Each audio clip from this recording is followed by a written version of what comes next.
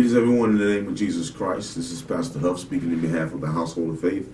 Excited about being out here tonight on the wake-up call and the message that we have for you tonight. And so hopefully this is something that can encourage you tonight. I want you to listen to this message and leave feeling the ability to be able to get self-reinforcement. Even if nobody comes to your rescue, you'll be able to rescue yourself. So I'm going to go over this little story with you and unpack some scriptures.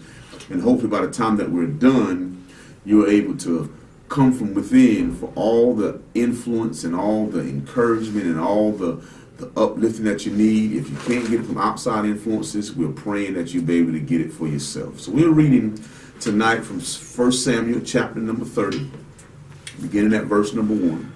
1 Samuel chapter 30, verse number 1. And let me tell you how we get to this point before we start reading. So David is... at this point, he has been anointed king. He has been on the run from Saul for a while, and he's decided to go into a foreign land so that he can hide out and not be caught by Saul, because Saul is now the king of Israel, and he is attempting to kill David, and David has been anointed king, and so he's a threat to the king, and so he's on the run, and he goes to this neighboring country, and he befriends these people, and these people think very highly of David, but they get ready to fight against Israel, and they don't trust that David will be on their side, so they send David back to his stay place, and while they're sending him back, David gets to where he was, and he finds something devastating. Something devastating happens, and so we're going to pick it up in 1 Samuel chapter number 30, verse number 1. Listen as I read. And it came to pass, when David and his men were come to Ziklag on the third day, that the Amalekites had invaded the south and Ziklag, and smitten Ziklag, and burned it with fire, and had taken the women captives that were therein. They slew not any, either great or small, but carried them away and went on their way. Could you imagine how this must have felt? You get back home, you've been away from your family and your loved ones for a while, and you get back just to find everything is destroyed. Your family is taken captive, your houses are burnt, your things are ravished, everything is gone. And so I want you to think about how this must feel and how you are to react when things like this happen to us, because when these type things happen to us, we take occasion to lay our religion down, so to speak, or to lay our belief in God down. And we don't tend to stay focused on God and stay believing in God and stay trusted in God when these things become dire straits for us. And so these men were no different. These were men of war, and they got back and they saw these things happen. I want you to listen as I read. And when they got back to the city, this is what happened. So David and his men came to the city, and behold, it was burnt with fire, and their wives and their sons and their daughters were taken captives. Then David and the people that were with him lifted up their voice and wept until they had no more power to weep. They cried until they were cried out. You ever been cried out before? I find out sometimes we cry too much. Sometimes you cry about things you need to get up and do something about. Sometimes you crying and you crying and you crying, and when you get done crying, that problem's still there waiting on you. Sometimes you got to get up and you got to do something about those things and stop crying. Crying is an emotion that's necessary sometimes. Sometimes you can just get cried out. And they are at this point, they're cried out. They don't know what to do. And I find out if you get too in-depth in that crying state, because crying can be a state that you find yourself in. You wake up, you don't know why you're crying. You don't know if you're crying because they left, or you're happy, or you're sad. You just crying. And so before you get in that state of crying, you need to understand that I have to get up and I got to make something happen. I got to find out what to do about this thing. I can't just sit here and cry. So they sat there and cried until they cried out. These were men of war, crying like babies. Cried until they cried out. Listen close. And 5th verse. And then David and the people that were, 4th verse, was with him, lifted up their voice and wept until they had no more power to weep. And David's 2 wives were taken captives. And Nabal's wife was taken captive. And David was greatly distressed, for the people spake of stoning him. Now I want to elaborate on this a little bit, because a lot of times people blame you for their downfall. Never mind that you're experiencing the same thing that they're experiencing. Never mind that your wife been taken, your stuff been burned. It's your fault. It's your fault. And I can promise you, the only thing that make hurt people feel good is when they hurt other people. And so they were sitting there speaking of stoning the person that they love. They followed him in the battle, risked their lives, but now that they feel that he is the reason why the things that they love are gone, they speak of stoning him. Could you imagine the shoes that David must be in right now? He can't even mourn for his loss because they want to kill him. He can't even come to the conclusion that my wife is gone, my daughters are gone, because the ones that were there with him are now speaking of stoning him. How that must feel to be able to lead people and to guide people and to influence people and to give to people and do all these wonderful things for them. And the minute you get on their bad side, they want to kill you. This is the reality for a lot of us, and a lot of us don't realize it. People, they don't mean you no good unless you mean them some good. And that's the mentality we got to get away from. You got to be a God-fearing man or woman regardless of the circumstance. The circumstance can't dictate how you feel and how you react. See, lots of us get so caught up in the emotions of things that we say and we do things that we can't change. And so these men, they spake of stoning David. But to David's great credit, it's just outstanding that David doesn't, turn and want to retaliate. Now, not that he would win if he did retaliate, but he didn't want to retaliate. So I want you to start listening really close now, because this is where I want you to find yourself in these scriptures. And so they spake of stoning him because the soul of the people was grieved, every man for his son and for his daughters. But David, this is what it says, David encouraged himself in the Lord his God. Now I got to talk to you about this, because lots of times we can't get to this state because you don't have nothing about God to encourage yourself with. You haven't experienced God. You don't have no testimonies from God. Even though God is at work in your life, you've given the credit to something else or someone else. And so David understands that I'm where I'm at because of God. I want you to think about what David is to this point. At this point, David has already killed Goliath. He's already faced the giant and killed him. He's already faced the lion and killed him. He's already faced the bear and killed him. He's already been anointed king. He's running for his life. He understands that I'm where I am because of God. And so he was able to look back on what God had already done in his life and said, if God did it before, he can do it again. And so he was able to look back on the experiences that he had, and he encouraged himself. Lots of us would have been stumped at this, because mama didn't come say nothing to us, or because daddy didn't come say nothing to us, or because that trusted friend didn't come and lift us up. There are going to be times where you have to encourage yourself, because there won't be nobody else to encourage you. Nobody else will be there, and you have to draw back on what God has already done. And I know if you're sitting there listening at me tonight, God has done something mighty in your life. You may have missed it. You may have given something else the credit, but God has done it. And so David was able to do something that the other men weren't able to do. He encouraged himself. He encouraged himself. He was able to regulate on the mighty works that God had done in his life. And he came back to his remembrance and said, if God brought me out of the mouth of the lion, he can bring me out of this. If he brought me out of the claws of the bear, he can bring me out of this. If he can make me beat a 9-foot man, Lord knows this thing don't stand a chance against my God. And so he encouraged himself in the Lord his God. Now I like the way the Bible puts it, because now he has become selfish about the Lord his God. Never mind what God has done for you. Now I'm focusing on what God has done for me. I'm taking this thing personal. God has been mighty in my life. You can't tell it how I can tell it, because God, he delivered me. He saved me. He delivered me out of all these different things. So now I'm able to look back on what God has done, and I realize that God hadn't brought me this far to what? To leave me. He hadn't brought me here and put me here to say, now I'm done with you. And so David was able to encourage himself in the Lord. When you're able to encourage yourself in the Lord, it allows you to be able to get the strength and gather enough courage to go on. See, these men were ready to give up. They were ready to just kill David and say all is lost and all was gone. But when you are able to encourage yourself, you know God is able. You know God has done it before. You know he will do it again. Now you can go on and you can conquer that thing that got you bound. And Lord knows they're bound at this particular time. Listen to what it says now. So David encouraged himself in the Lord his God. And David said to Hough, now Hough was the priest. Most of the times when you wanted to pray in the Old Testament, you got a hold of the priest. He went in and prayed. Listen what David told the priest now. He was greatly distressed. All right, they wanted to stone him. And so he goes to the high priest and he says, I pray thee, bring me hither the ephod.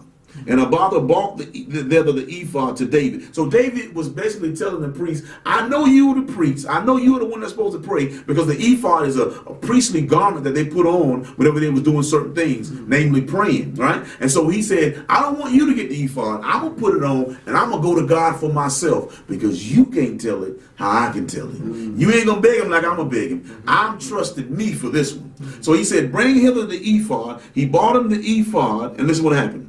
And David inquired at the Lord, saying, shall I pursue after this troop? We have to learn from this. Lots of us, we will get killed rather we prayed, because we wouldn't ask the Lord nothing. We're going to go running out there with that one little horse, trying to fight the whole army of men and get yourself killed. David said, no, before I pursue, let me see, is God with what I'm trying to do? Shall I pursue?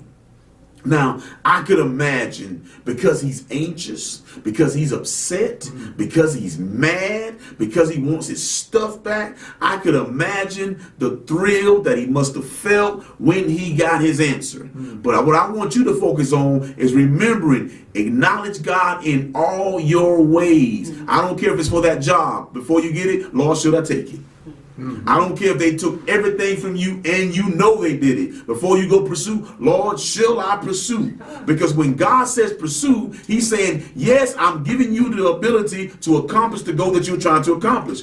Because you've been done wrong, though, automatically means God wants you to pursue, right? And so he went to God and he said, Lord, shall I pursue after this troop? Shall I overtake them? And he answered him, pursue.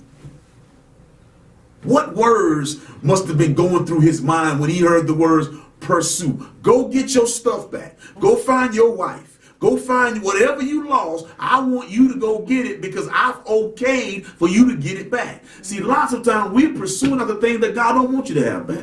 God meant for it to be taken from you, and you pursuing after. That's why you got to go to God and find out, Lord, is this something that you desire for me to have? Just because I want it don't mean God want me to have it. Right? And so he went to him, and God said, pursue. For thou shalt surely overtake them, and without fail, listen to this, recover all. Not nothing gonna be left. I don't want you to worry. I don't want you to fret, because I'm giving you my word that if you pursue them, that you're gonna recover all. Now I could imagine the excitement that David must have had. Not because he got just a simple yes, but because God reassured him, everything you lost, I'm going to give it back to you. See, sometimes when we lose stuff, you think it's the end of the world. You think that nothing else can be done. God can restore everything, and at times he leave you better going out than you was coming in. Yes. But we get so sidetracked because we think that it's over because I'm hurting. It's over because it's burned. It's over because they've taken. It doesn't matter. If God be for you, who can do anything against you? And so he went to God. God gave him the okay, but it all stemmed back for him being able to get what? Encouragement from what God had already done. We so quickly forget God at work in our life. Yes. When God blesses with this, we ain't satisfied till he blesses with that. We got to stay focused and understand that God gives you these testimonies for a couple of reasons. He gives it to you for people that will listen, and he gives it to you for you to use for fuel to be able to encourage you. Sometimes you need some encouragement. Sometimes you got to reach around and pat your own self on the back. You got to reach up and tie a knot and hang on when everybody trying to cut you loose. You got to be able to stand on your own when the time comes. And God has given you enough in your past to stand on. If you just recollect what God is doing in your life, God is doing some amazing things. I don't care what you say. If you are here listening at me, God has blessed you tremendously. You got to be able to recognize that. So we get to the second half of this. So he's gotten the okay from God now to pursue and to get all this stuff back. what a great feeling he must have now. He must have this wonderful feeling that now I am getting ready to get my stuff. My 2 wives that are gone, I'm getting ready to get them back. All my stuff, I can reassure my men now, we're going to get our stuff back. But this is what I don't want you to forget. Whenever God blesses you and okays you, you still stay righteous. Don't take shortcuts. Don't cut corners. Because if you do it outside of how God said it's to be done, you're not going to get the goal accomplished. You're not going to get everything back. Everything back is dependent upon how you do it. If you do it the wrong way, you're not going to reap what you want to reap. And so he told him this, and I want you to listen close as I begin to read in the 9th verse. He says, so David went, and the 600 men that were with him, and came to the brook of Besor, which those that were left behind stayed. But David pursued, he and 400 men, for 200 abode behind, which were faint, that they could not go over the brook. And they found an Egyptian in the field, brought him to David, gave him bread. He did eat. They made him drink water, and they gave him a piece of cake of figs and 2 clusters of raisins. And when he had eaten, his spirit came again to him, for he had eaten no bread, no drink any water, 3 days and 3 nights. So he was hungry. He was in the field. But I want you to listen to what David did now. Can't you see how he loved his enemy to get what he wanted? So many times we would have beat him, we would have tortured him, we would have done everything in our power to beat the information out of him. David said, you know what? No, we're going to feed him to get it out of him. We're going to love him so he's going to want to feel like he owes us something. And so this little nugget right here is something that we can learn from. We can learn from this. Your enemy is more valuable to you when you're heaping coals of fire on his head. Well, how do you do that? You love your enemy. When he's hungry, you feed him.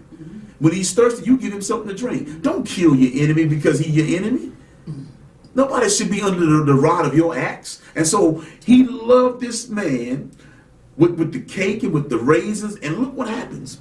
And they gave him all this stuff. And David said unto him, to whom belongest thou? Whence art thou? And he said unto him, I am a man of Egypt, servant to Amalek, and my master left me behind 3 days gone. I fell sick. So I got sick. My master left me, saying, we ain't hauling this person around. What a mistake you make sometimes when you don't want to take care of people that you think are no good. Sometimes the very ones you neglect are the ones that become your downfall. You should have taken care of them. You should have taken care of them. You should have given them what they need. But because they can't give you what you think you want, you just cut them loose. And now look what happens. That very one you left behind because they got sick is the one giving the information that's leading to your downfall. Leading to your downfall. And you think you got away like bandits. Listen what it says now. And we made, he said he fell sick in the 14th verse. We made an invasion upon the south of the Sherites, and upon the coast which belonged to Judah, and upon the south of Caleb, and we burned Ziklag with fire. And David said unto him, canst thou bring me down to this company? And he said, swear unto me by God that thou wilt neither kill me nor deliver me into the hands of my master, and I will bring thee down to this company. I'm going to show you where they at. All I ask of you, don't you kill me, and don't you let them kill me. Can't you see how you need to take care of everything that you need to take care of? That same one you stepping on today be the same one that's stepping on you tomorrow. That same one. Listen what happens now. So when he had brought him down, behold, there was spread abroad upon all the earth, eating and drinking and dancing, because of all the great spoil that they had taken out of the land of the Philistines and out of the land of Judah. And David, listen to this now.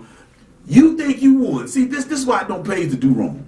These people that invaded somebody's camp, took their women and their children captive, took all their goods, and they laying around drinking it up. They pouring shots and doing whatever it is, laying around thinking they got it all made. David comes in. He smote them in the 17th verse from the twilight even until the evening of the next day. And there escaped not one of them, save 400 young men, which rode upon camels and fled.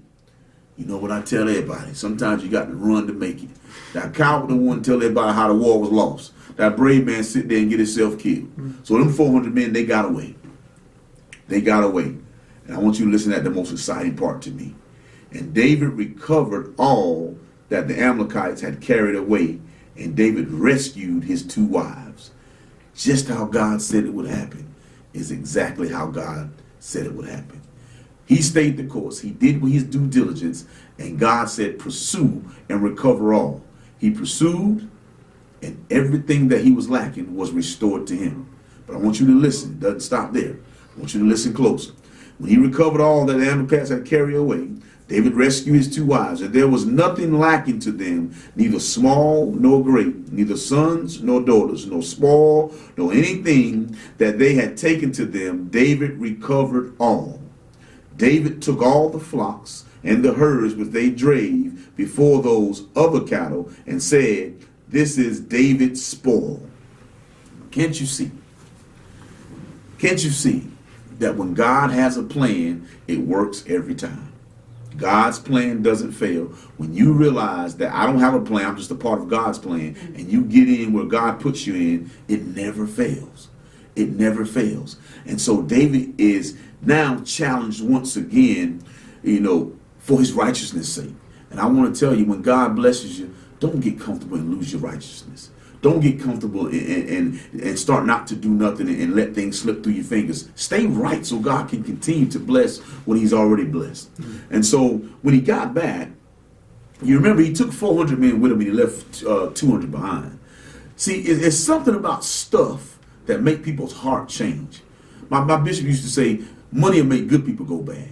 Sometimes you get money and you've been promising the church, I'm going to pay this, I'm going to do that, I'm going to do that when I get my settlement. And we know when you got your settlement. You know how we know? Because you stopped talking about it. All that money you was promising the church, we don't see that now because you done got healed, but you don't want nobody to know because you didn't want to pay that vow that you made. And so David does something here that's outstanding that I don't want you to miss. Listen what it says. And David came to the 200 men. Remember, they was too tired to go. Right, so they stayed back with the stuff, the little bit of stuff they had left, right?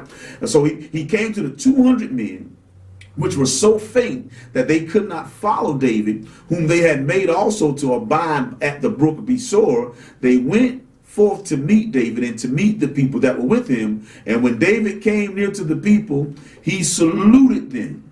They didn't do nothing, but guess what he did? He saluted them. He appreciated the task that they did. No, they didn't fight.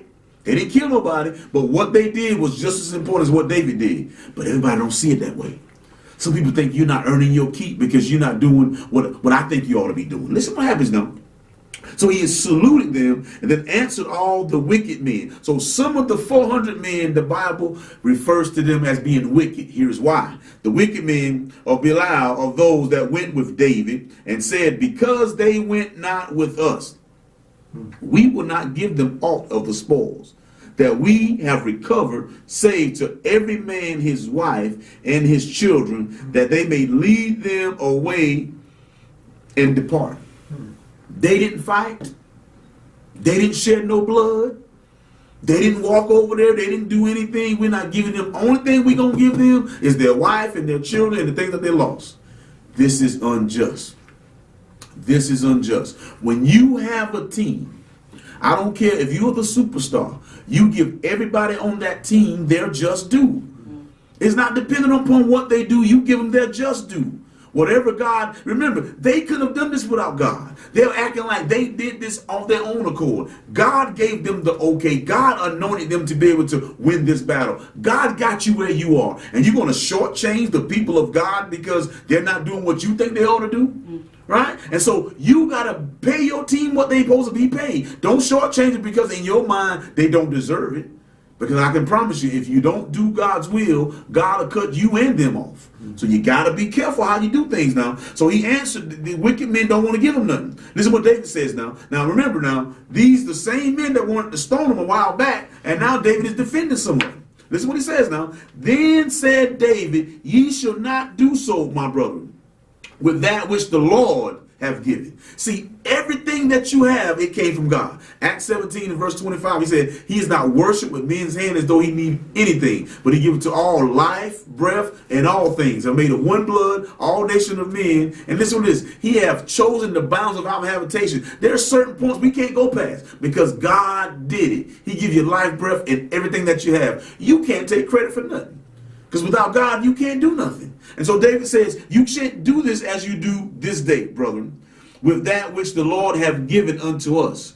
who have preserved us and delivered the company that came against us into our hand. For who will hearken unto you in this matter? But as his part is that goeth down to the battle, so shall his part be that tarrieth by the stuff.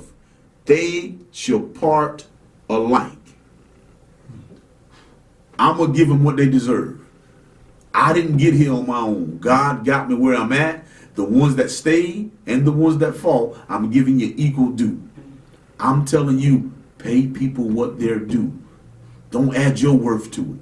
You're trying to decide what they're worth. No, pay them what they're due. I'd rather you overpay them than underpay them, because God is looking.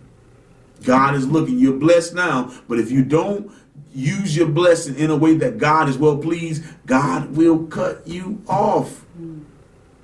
We don't want that, brothers and sisters. Time is running out on me. Wish I could dig in this to a little more, but I want to tell you, brothers and sisters, you have to learn how to encourage yourself. There will become a time where it's just you and God, and you got to be able to dig from the inside out and get the things that you need. Excited about everything that God is doing, anything that we can do for you, prayer, answering any questions, please get in contact with us. Pastor Hough saying bye now. Looking forward to hearing from you.